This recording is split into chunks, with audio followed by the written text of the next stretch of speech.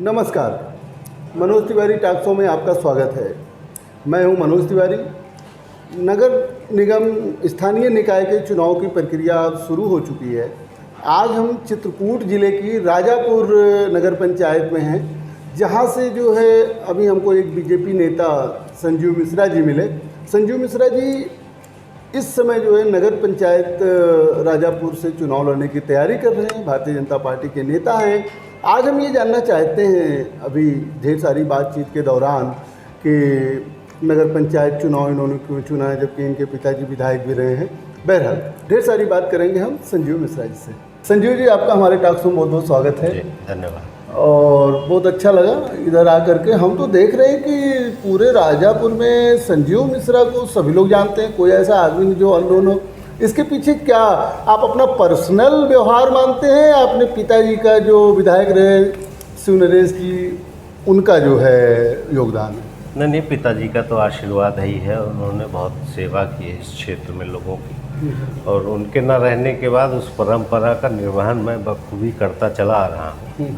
और लोगों की सेवा करना, लोगों से जो मेरे बड़े बुजुर्ग हैं उनको प्रणाम करना, ये मेरा दैनिक दिनचर्या में आता है। नहीं, मतलब राजापुर में देखा जा रहा है, किसी कोने से अगर पूछ लिया जाए कि घर कहाँ है तो लोग बता देते हैं रामलीला मैदान के पास है। तो रामलीला मैदान भी एक आपके प्रसिद्धि का कारण है। रामलीला चूँकि ये तुलसीदास जी की जन्मभूमि है, और अच्छा, ये अच्छा। बहुत प्राचीन रामलीला मैदान है यहाँ पे। हाँ। और ये लोगों का स्नेह है, और लोगों से चूँकि निरंतर संवाद होता रहता है, लगभग रोज़ ही मुलाकात हो जाती है। अच्छा, मैं चुनाव की बात करूं, चुनाव लड़ने का मन कैसे आपने बनाया? वो भी नगर पंचायत अध्यक्ष का, आप तो विधानसभा लड़ सकते थे। नहीं, चूँकि पिताजी हमारे चेयरमैन भी रहे सन 70 में टाउन एरिया से। अच्छा। चेयरमैन भी थे, और पिताजी उसके बाद विधायक हो गए। मेरी बड़ी बहन नहीं, मतलब आप चाहते हैं कि चेयरमैन हम बने फिर विधानसभा की तैयारी करें? नहीं, विधानसभा की तैयारी में पहले भी कर रहा था। 2007 में मैंने टिकट मांगा था भाजपा से, जी। मिल नहीं पाया था। 12 में भी मैंने टिकट मांगा, लेकिन नहीं मिल पाया। और 20 साल बाद सीट आई थी सामान्य की, तो नगर के लोगों ने कहा कि आपको लड़ना चाहिए। तो उन लोगों का आदेश था, तो मैंने उसका पालन किया। चलिए, मैं अभी थोड़ा सा भाजपा के बारे में बाद में बात करूंगा। मैं नगर पंचायत राजापुर के बारे में बात करूं। अच्छा, आज आप यहाँ के नागरिक हैं, आप क्या समस्या देखते हैं नगर पंचायत राजापुर एरिया में? अभी आप आए ही होंगे, जी। तो देखा होगा कि हाँ, मार्केट में बड़ा जाम रहता है, सड़कें बहुत कम नगर चौड़ी। में प्रवेश करते ही टूटी फूटी सड़कें हाँ, आपको ये मिलेंगी। तो है। ये तुलसीदास जी की जन्मभूमि है, और पूरे विश्व में प्रसिद्ध है। तो जब कोई भी व्यक्ति यहाँ प्रवेश करे, तो जब कहते हैं ना कि फर्स्ट इम्प्रेशन इज लास्ट। जी, तो जब हमारे यहाँ कोई नगर में प्रवेश करे, तो एक सुंदर राजापुर होना चाहिए। हाँ, कहीं गेट उट भी नहीं लगा हुआ है इस तरीके का कि हाँ तुलसी जी की दास जी का जन्म। ये कमियां रही, चूँकि सोच नहीं थी लोगों की वैसे। और पहले इतने संसाधन नहीं थे, लेकिन अब सरकार योगी जी की विशेष कृपा भी है, और उन्होंने कहा भी ये आवारा पशुओं की जो समस्या हम लोग देखते हुए आ रहे हैं, ये नगर पंचायत के जो एडमिनिस्ट्रेटिव हैं इस समय, क्या उनकी जिम्मेदारी नहीं है कि हमारा पशुओं से छुटकारा दिलाए? ये उनकी जिम्मेदारी है, और वो अपनी जिम्मेदारी का निर्वहन नहीं कर पा रहे। तो इसके लिए तो आपको दबाव बनाना चाहिए, क्योंकि आप चुनाव लड़ने जा रहे हैं। हम लोगों ने मैंने अभी परसों ही अधिशासी अधिकारी से बात की इस विषय में, कि रात में आप कभी घूमिए तो देखिए कि नगर में कम से कम 300-400 पशु आपको मिल जाएंगे सड़क पर टहलते हुए। और छोटे छोटे बच्चे हैं, वो टहल रहे हैं, और आवागमन है, इतना ट्रैफिक है। कोई दुर्घटना हो जाएगी तो उसकी जिम्मेदारी तो आपकी होगी। लेकिन कोई फ़र्क नहीं पड़ रहा। जो यहाँ के अध्यक्ष हैं महिला हैं, चूँकि तो उनको कोई जानकारी नहीं, उनके परिवार के लोग नगर पंचायत चला रहे हैं, और अस्थायी गौशाला बनाए। आप समझिए कि उनके नाम पे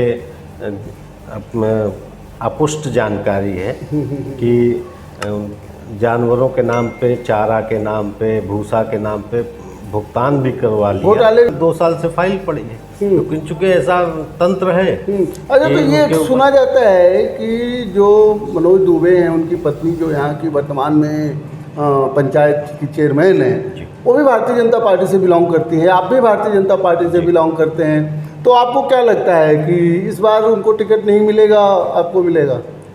नहीं, ऐसा नहीं है। देखिए, दावेदार तो बहुत होते हैं और ये निर्णय करना तो पार्टी ने तो का काम लेकिन उनके खिलाफ कह रहे गबन का आरोप सिद्ध हो चुका है और सारी चीज़ें हैं, तो इसलिए मजबूत बनता है कि उनको हो सकता है टिकट ना मिले।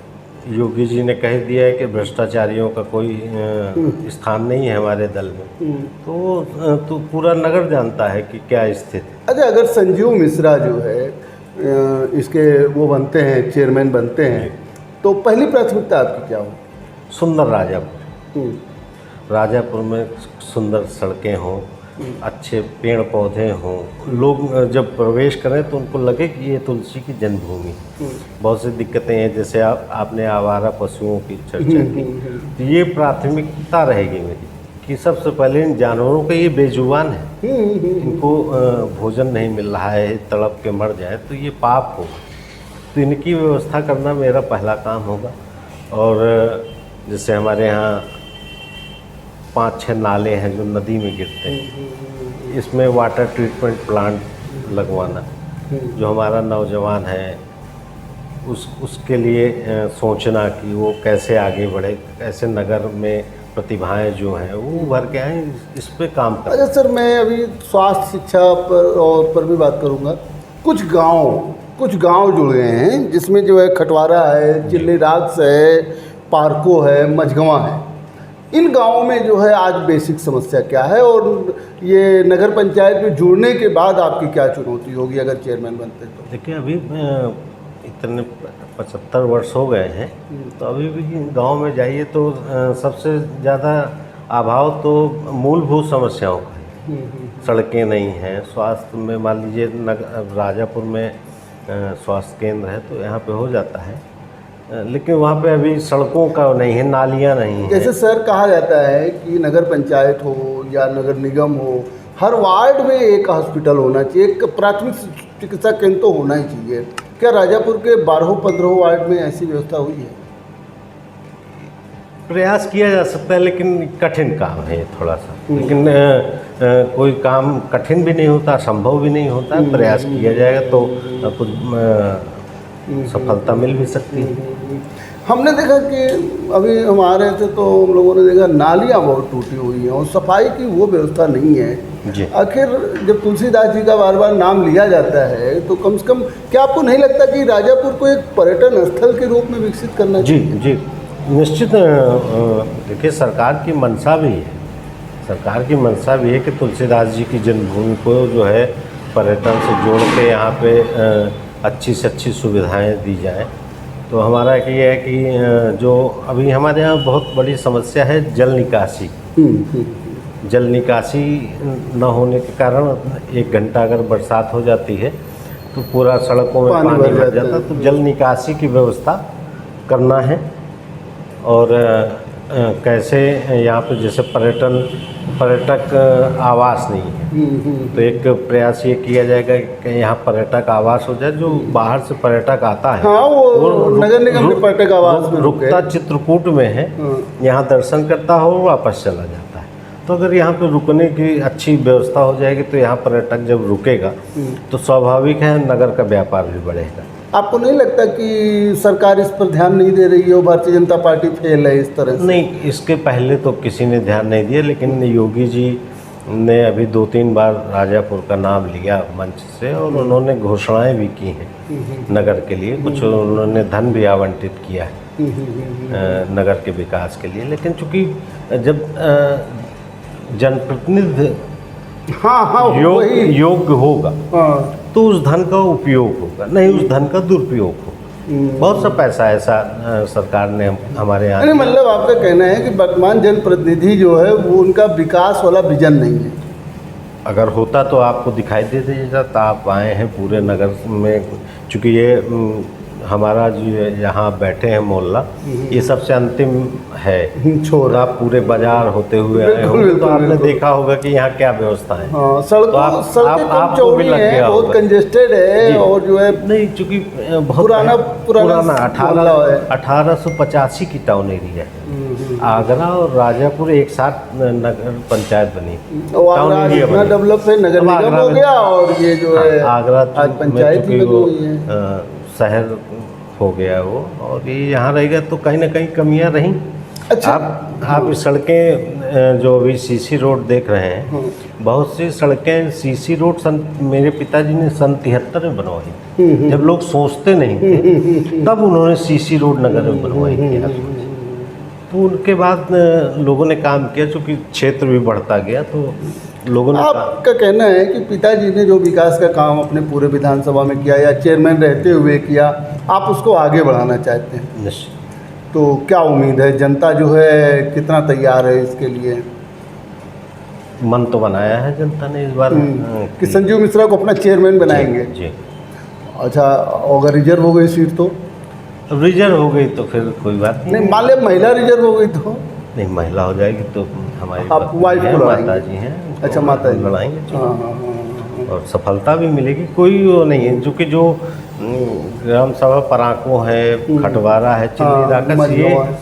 इन गांवों से मेरे पारिवारिक संबंध।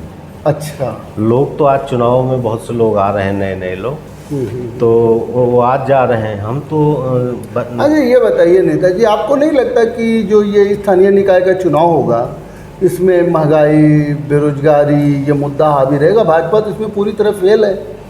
नहीं, ऐसा नहीं अब है। महंगाई चरम पर है, नहीं। बेरोजगारी चरम पर है, तो कैसे जो है जनता वोट देगी भाजपा प्रत्याशी को?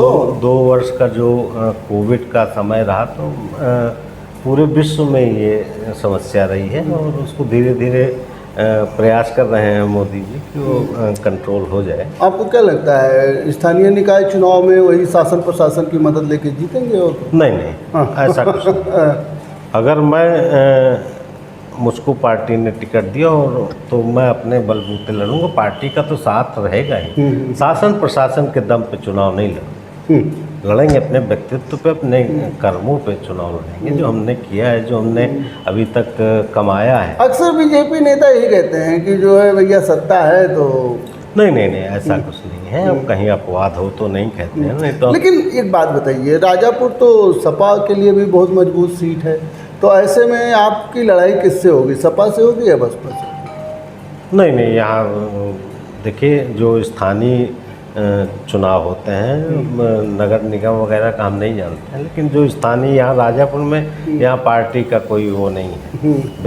व्यक्ति का महत्व है, पार्टी का एक होता है, सिंबल है। हाँ, सिंबल मिल जाने से एक बल तो मिलता है, और बड़े नेता का आशीर्वाद और बूथ स्तर पर कार्यकर्ता मिल जाते हैं, लेकिन सपा का कोई बहुत वो नहीं है यहाँ। तो बीजेपी की लड़ाई किस पार्टी के उससे होगी?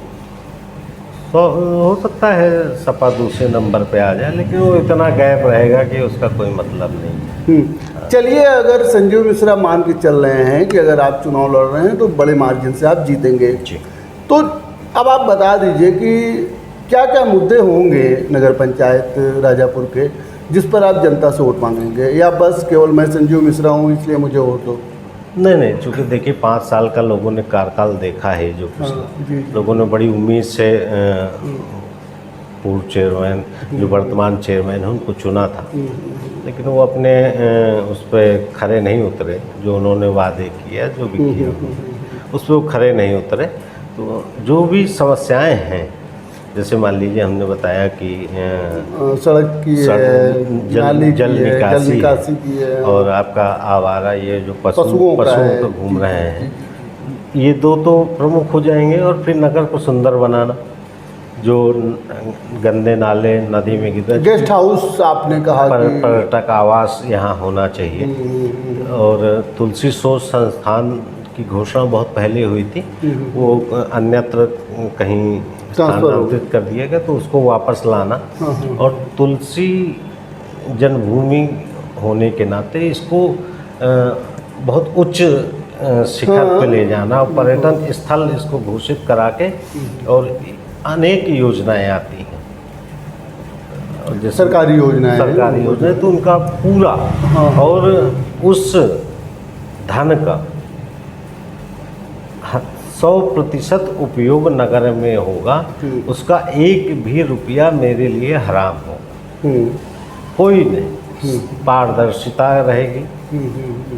अच्छा, रोजगार के क्षेत्र में भी कुछ करने का विचार है या कुछ? देखिए, जैसे नई मार्केट लगवाना, आप लोग तो चेयरमैन नई मार्केट लगवा सकता है और कुछ टैक्सेज ले सकता है। नहीं देखिए, अब ये बहुत छोटा सा कस्बा है। पहली बार 1885 के बाद पहली बार तो विस्तार हुआ है। अभी तक कभी विस्तार ही नहीं हुआ था। तो व्यापार तो यहाँ चूँकि जब राजमार्ग नहीं थे तब राजापुर से कलकत्ता तक नाव के द्वारा व्यापार होता था। यहाँ से इलाहाबाद, इलाहाबाद से बनारस, पटना होते हुए, और अनाज की बहुत बड़ी मंडी थी ये। अच्छा, राजापुर। और यहाँ तो वो मंडी की गरिमा तो खो चुका है क्या? क्योंकि वो ज़्यादा मार्केट हो जाए, राजमार्ग हो गए। तो जो राजमार्ग हो गए तो उससे वो दूसरी जगह, अलग अलग जगहों पे विकास हो गया हर जगह का। तो मंडी वो अन्यत्र जगह हो गई तो व्यापार कम हो गया। लेकिन जब तो नदी मार्ग था तो जल मार्ग था, तब तक जल मार्ग था तो यहाँ ये प्रमुख नगर होता था व्यवसाय। अच्छा मिश्रा जी, हम लोगों ने देखा सोशल मीडिया पर आपके बड़े फॉलोअर हैं, आप कुछ भी लिख देते हैं वो हज़ारों लोग उसको लाइक कमेंट करते हैं। आप इसके पीछे अपना किस तरीके से इसको डेवलप करते हैं? नहीं, या फिर आपके परिवार में इलाहाबाद में करौरिया बंधुओं से भी रिश्तेदारी है, उसका भी फायदा मिलता है? नहीं, वो तो देखिए वो रिश्तेदार है, उसका लाभ तो मिलता ही है।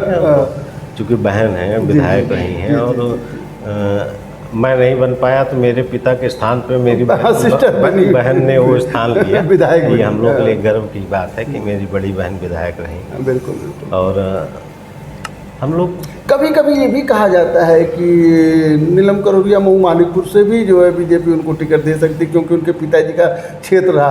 तब तो जो है संजीव मिश्रा नहीं पार्टी लोग कार्यकर्ताओं ने मांग किया था। लेकिन चूँकि मऊ मानिकपुर और प्रयागराज में दूरी बहुत 70 किलोमीटर, और फिर और उनका ये कहना है कि अगर हम लोगों की सेवा नहीं कर सकते हैं तो कोई मतलब नहीं। क्योंकि हमारे एक्टिव तो बहुत रहती है। हमारे परिवार की परंपरा ही सेवा। हमारे टॉक शो में उन्होंने भाग लिया था, वो बहुत सक्रिय रहती हैं और इसमें दो राय नहीं है। अच्छा, बहरहाल मैं क्लोज करने के पहले आपसे ये जानना चाहता हूँ कि आप राजापुर की जनता से क्या अपील करना चाहेंगे? मैं तो यही से अपील कर लूँगा पूरे नगरवासियों से कि अगर सामान्य सीट आती है तो अपना आशीर्वाद दें मुझको, और एक बार मुझको मौका दें, और किसी भी प्रकार का कोई भ्रष्टाचार नहीं होगा। पूरा जो भी शासन की योजनाएं यहाँ आएंगी उसका 100% लाभ लोगों को मिलेगा। अगर मेरे ऊपर कोई उंगली भी उठा देगा कि ये भ्रष्ट है तो मैं उसी दिन अपना इस्तीफा दे के अपने घर बैठ जाऊँ। चलिए संजीव जी, आप हमारे टॉक शो में भाग लिए, इसके लिए आपको बहुत बहुत धन्यवाद। जैसा कि आपने देखा, आज हमारे साथ थे भारतीय जनता पार्टी के नेता संजीव मिश्रा जी, जो चित्रकूट के राजापुर नगर पंचायत से चुनाव की तैयारी कर रहे हैं और उम्मीद है कि चुनाव लड़ेंगे। और आपने कहा कि राजापुर को एक पर्यटन स्थल के रूप में विकसित करना और यहाँ पर्यटक आवास बनाना, साथ में आवारा पशुओं से लोगों को छुटकारा दिलवाना और नाली सड़क खड़ंजे की उचित व्यवस्था करना इनका लक्ष्य होगा। यहाँ तक कि तुलसी शोध संस्थान जो अब यहाँ स्थापित होने वाला था, दूसरी जगह गया है, उसको भी वापस लाने का आपका लक्ष्य होगा। ऐसे भी हम आपको तमाम नेताओं से मुलाकात करवाते रहेंगे। देखते रहिए मनोज तिवारी टॉक शो। दीजिए मुझे इजाज़त, बहुत बहुत धन्यवाद।